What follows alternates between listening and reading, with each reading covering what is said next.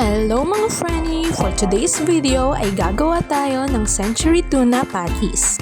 Ito nga pala ang ating mga main ingredients. Andyan ang carrots, malunggay, at syempre ang century tuna.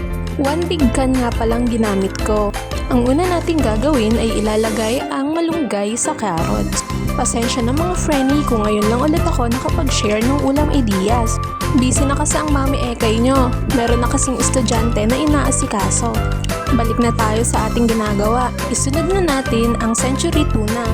Yung laman lang pala yung kukunin natin dito at iiwan natin yung sabaw. Pero huwag itatapon dahil pwede pa yung isabaw sa kanin.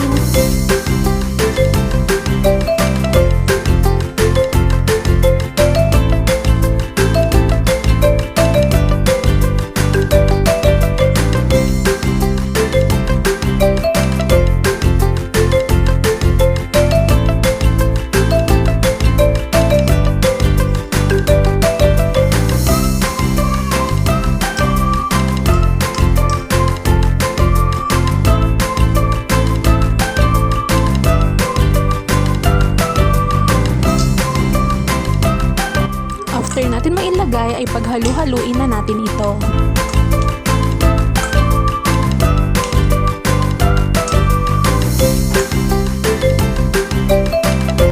After haluin ay isunod naman natin ang bawang at sibuyas.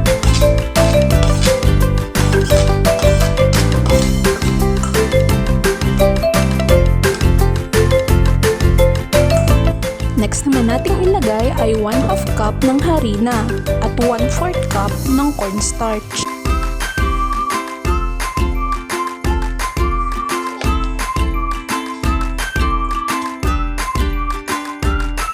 Next naman nating ilalagay ay 2 piraso ng itlog.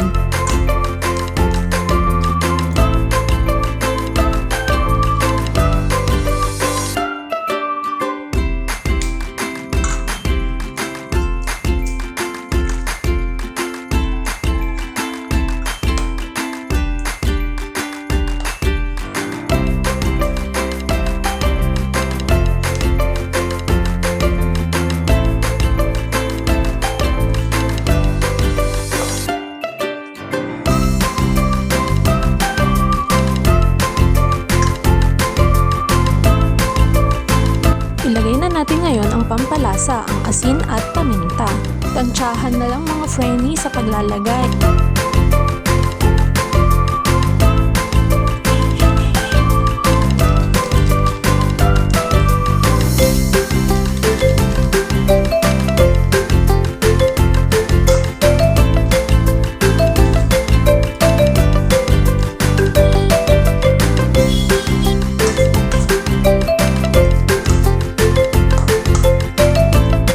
And now, it's ready to fry! Sa mainit na kawali ay maglalagay na tayo ng mantika. Pag mainit na ang mantika ay isalang na natin ang ating gawa. Piratin nga natin ito mga Franny para magmukha siyang patties.